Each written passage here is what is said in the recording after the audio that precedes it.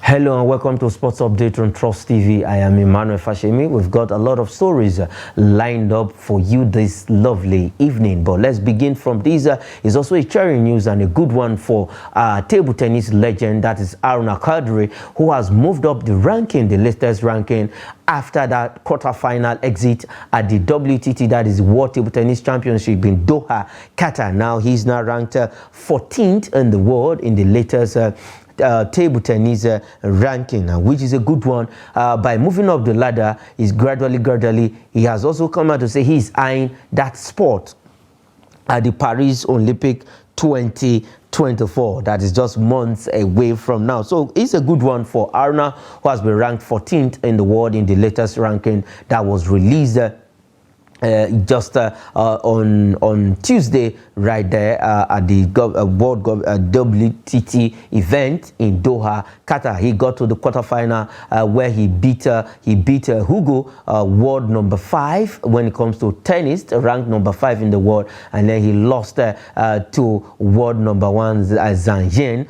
of China. But it's a good one. It was a good fight. He lost that game to the Chinese great by 3-love at the WTT event in Doha, Qatar, which was a good one, good outing for him. Despite that loss, it was a good one by beating world number 5. And after the whole event, now he has been ranked 14th in the world, which is also a good news for Aruna Kadri and a good news for Nigeria, because definitely as he is moving up the ladder, he will get that Olympic qualification. And that was it. I have Abba Michael joining me all the way from Plateau State.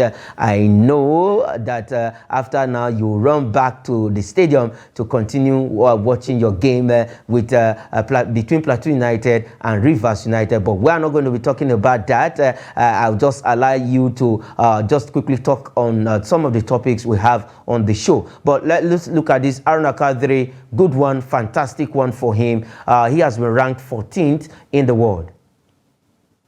Yes, I mean, I'm a very happy table tennis fan.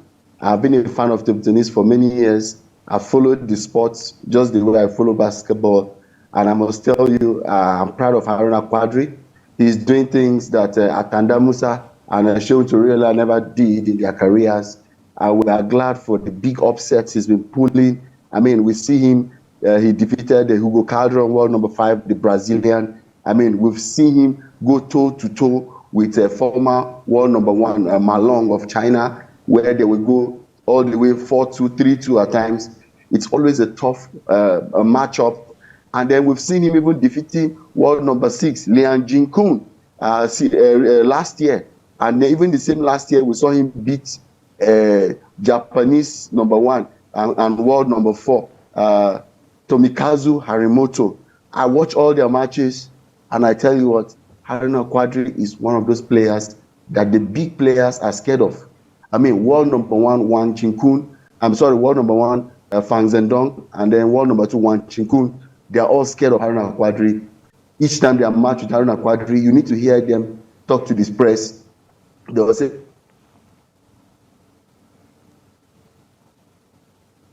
okay, we lost Michael there. If he's ready, he was. If we get him back, he's going to join us. All right, for Aruna Kadri, good one by putting up a good show at the WTT, that is the World Table Tennis Championship in Doha, Qatar. Now he has been ranked number 14, and the good news is, as he is moving up in the ranking, he's getting closer to Paris 2024. All right, let's leave that story. Let's leave the ITTF ranking and come back to home front to talk about administrative matters, because it is the year, sporting year. Like I always say on the show, that is the sporting year 2024. We are beginning with AFCON, but we also have other events that have been lined up for 2024 that Nigeria will be participating in. It's Olympic year also.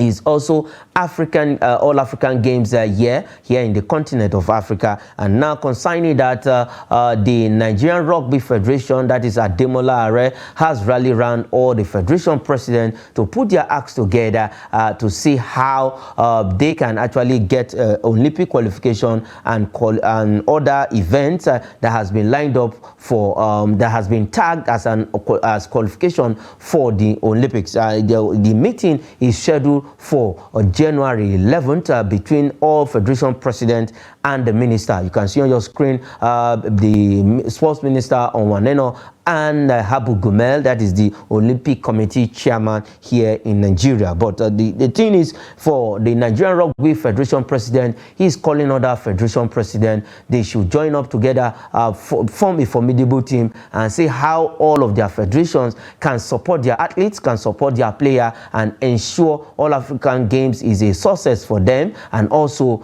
because in all African Games, they also use it as Olympic qualification for some of the events, for some of the sports. Also, it is a good one that the Nigerian Rugby Federation is doing all it can to see how all of the federations can move our sports forward. All right, Michael, welcome back. Quickly, you were talking about Aruna Kadri, who has been doing so well in tennis. But I want you to react to this next story. Now, for the All-African Games and the Olympic Games that is coming very soon, now the Nigerian Rugby Federation president has called on other federation president. They should put their hands together and see how we can excel in all African Games and then get Olympic qualification tickets. We know that the All African Games is bid for March this year, 2024.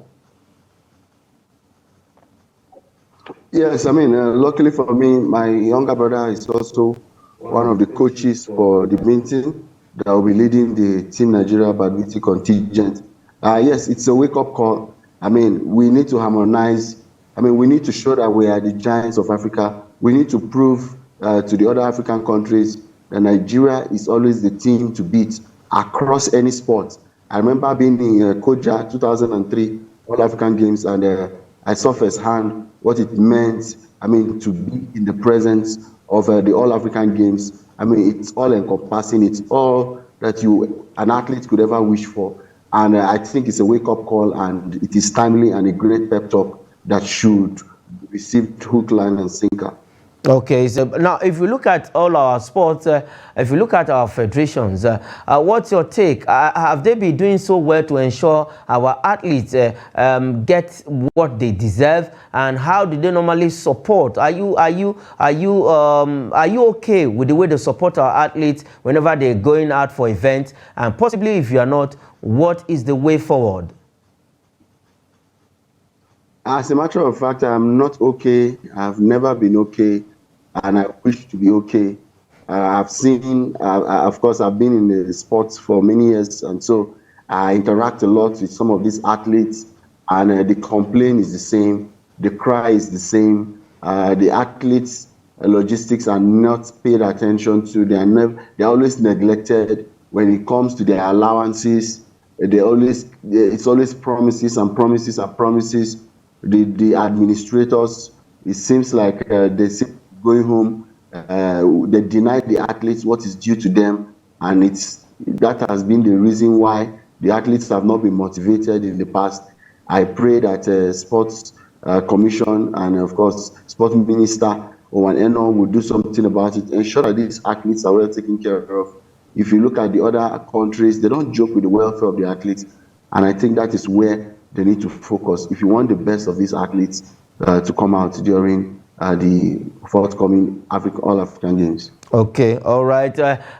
If you, like you said, you are not okay, but let's see if definitely they will do the needful and the rightful team this time around. All right, let's move from that All African Games and the Olympic qualification. Let's quickly take the stories. It concerns the MPFL, where Kano Pillars have actually appealed their sanction from the league organizers. You made mention of this in the morning on the morning show, but this time around, let's quickly look at it. For Kano Pillars, they have appealed the sanctions. They have been fined to pay the sum of 2 million naira, and their next home game will be played at that stadium, at the Sani Abacha Stadium, without fans. Now, they are appealing. What are they appealing?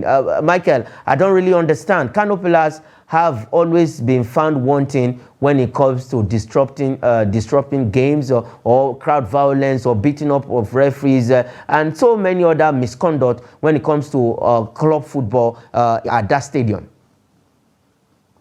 Yes, unfortunately for Kano Pillars, they have not been able to tame their fans. Every now and then we have pockets of violence, enraged fans taking to the pitch, throwing a lot of dangerous things onto the pitch, and that is truly becoming a recurring decimal. I mean, I don't know what they are appealing for. After all, even the Rainbow Stars were also sanctioned. Gombe United were also sanctioned, even doctored 3 points. Gombe United, yes, of course. So what are they appealing for? They have to face the music. On radio this morning, we ensure that we enlighten the Plateau United fans to ensure that as Rivers United play, they don't they eschew violence and don't allow themselves to be enraged. In short, they even said they were even going to pay the referees a token of 250,000 as part of the sanctions for Kano Pillars. Yes, it's becoming. This should serve as a deterrent going forward. They should be careful and not continue to step their boundaries, ensure that security is kept tight. I think that is what their management should do. Beef up the security apparatus so as this doesn't occur next time. But it was an unfair game that they played against Plateau United, I must say. Okay, it was an unfair game. They played against Plateau United, and now they are appealing the sanction. I think I've always been an advocate that the league organizers should at least, I think, I don't know if you are also thinking the way I'm thinking, that some of these sanctions, I think stiffer penalties, when a team is being deducted 10 points and then banished away from that zone entirely. Take a team who is found wanted like Gombe United, take them from the north straight to the south, and I think something of that nature that the league organizer should consider that. I don't know, Michael, somebody told me some time ago that I'm too harsh. If definitely something like that, the league organizers hears what I'm saying. Yes, the sanctions should definitely be stiffer. If the sanctions are stiffer, I think more security measures will be taken, and more this violence will be averted. Finally, I think the sanctions are payable. The sanctions are tenable for the teams, and that's why they are able to pay up all the sanctions and the fines. But I think it needs, perhaps when they bring in a more stringent regulation, like maybe going down to the lower league, perhaps the security, they would not joke with their security. I think it needs to be tightened. We watch leagues across Europe, we see security everywhere. It's a big deal, and so they cannot joke with it. They should take it with by the skin of their teeth to ensure that this security is guaranteed for every referee and visiting team that comes. Okay, every visiting team and referees that come to their ground. It's a good one, but let's see if the MPFL and the NFF will honor that appeal coming in from Kano Pillars. All right, still talking about the MPFL. It is the 2023-2024 league season, and we know that the AFCON is just 4 days away from now. We are counting down to 4 days to the kickoff of AFCON, and now the league organizers also have rescheduled games of that weekend. We know that we normally play Saturday and Sunday, but now our first game will be played on Monday. That is on Monday, 14th January 2024 against Equatorial Guinea. But now the league body has rescheduled those games for that weekend to enable also the players to have a feel of what Super Eagles will be doing in their opening game. But let's quickly look at these games. It has been brought forward to Saturday 13th. Rangers International will be at their new refurbished, renovated stadium. That is the Nnamdi Azikiwe Stadium in Enugu. They will be welcoming Gombe United. Abia Warriors will play Doma United. Heartland FC of Owerri will take on Kwara United, while Niger Tornadoes visit Sunshine Stars of Akure. Now, the games that have been stated for Monday, for Sunday, probably has also been rescheduled. Let's quickly have the rescheduled game. Let's look at it. Now, it will be Sporting Lagos will take on Shooting Stars. Bayelsa United will take on Bendel Insurance. Rivers United will play Aqua United, and Katsina United take on Remo Stars, and Lobby Stars battles Canopilla. So the games for Sunday has been moved to Monday, while that of Saturday remains the way it is. But so it's a good one. But Michael, quickly, I think this is a good move and a smart one coming from MPFL organizers. Yes, definitely. They are being proactive. That is what we love to see. Ability to adjust, ability to make way when the sun shines, ability to make very certain adjustments. It is good that they are able to do this instead of postponing to another different time when the team will reorganize. But this shows that there's a lot of organization, and we must give kudos to Gbenga Elegbele for a job well done. That is how to ensure this is proper administration in display. This is good headship, and we must commend the league for making this adjustment such that everybody will be happy and we can stay with the calendar. You know, sometimes this calendar thing is so difficult to adhere to, but I'm glad that this move will ensure that the calendar remains intact. Okay, the calendar remains intact. Let's move away from that story quickly. Now let's talk about the AFCON. We cannot stop talking about the Super Eagles on the show until they have match day one and after the AFCON, before we start talking about the Super Eagles and other teams that will be playing at the AFCON 2023. 4 days to go. Now is a good news coming in for the camp of the Super Eagles, where Jose Pizarro has confirmed that Iheanacho will return to the team, but he was not there in Lagos last night where they were hosted. He will join up with the rest of the squad in Cote d'Ivoire. He will fly straight from England straight to Cote d'Ivoire. Michael, I don't know, is it a cheering news for us that Kelechi Iheanacho is not joining the squad? And we know that he can rush him back into the team to give him a starting bet against Equatorial Guinea. Yes, but he may still be given a starting bet.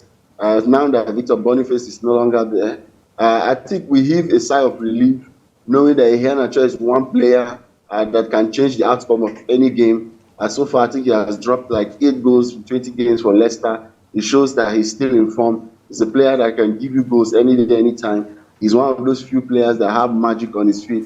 Right from when he busted out in the scene in 2015 for the, I think, under 17 or under 20 youth team, he has shown that he's one player for the future, and he has been doing just that. We see him time and time again giving us goals when we're about to be embarrassed, especially by a very low-ranked team, and then you see Iheanacho coming up with goals. He has that extra magic in his legs that can change the outcome of things for Nigeria. So it's glad to have him back in the squad. Okay, it's glad to have him back to the squad. Let's quickly take these remaining stories on the show. First, we'll go straight to England, where the EFL Cup semi-final first leg for this team also will be coming up tonight. Liverpool against Fulham at Anfield. Michael, I will not allow you to react to that. Let's see what Fulham will do against Liverpool at Anfield. All right, let's go straight to Spain, where we also have the Spanish Super Cup fixture for tonight, and it's a big one. The two teams who owns the city, we are going to know tonight. Real Madrid at Santiago Bernabeu against Atletico Madrid. So it's going to be a cracker in the Spanish Super Cup right there in Spain. All right, before we go, Michael, I will just allow you to pick one result that you react to. Let's quickly have the NBA results. There were actions in the NBA, the biggest franchise in the world. Minnesota Timberwolves against Orlando Magic. It was 113-92 of Orlando Magic. Sacramento Kings beat Detroit Pistons 131-110 points. And Portland Trail Blazers 84 lost to New York Knicks 112. And then we have Memphis Grizzlies beat Dallas Maverick 120-103 points. And then Toronto Raptors, it was a big one between these two teams, just 1 point. Toronto Raptors scoring 131 points and LA Lakers 132 points. Michael, just one result, just say 2 words about it or a word about that result, and we'll go off the show this evening. Quickly, Michael. Yes, I mean, the last game at Toronto Raptors versus Los Angeles Lakers, I mean, the Raptors had it until the last minute. And we must give kudos to Anthony Davis, 41 points, 11 rebounds, monstrous performance, 20 points in the fourth quarter. LeBron James had a good second fiddle game, 22 points and 12 rebounds. That is what it means to win a game. Okay, Michael, I will not allow you. It's hard one for them. All right, I will not allow you to go on, because if I leave you, we are not going to go out of the studio. Thanks, Michael, for joining me this evening. I know you are heading straight back to Jos Township Stadium to continue your games with Plateau United and Rivers United. It's a wonderful one having you on the show, Michael. Thank you very much, Sports Senator. All right, that is it on Sports Update. I am Emmanuel Fashimi. Say thanks for watching.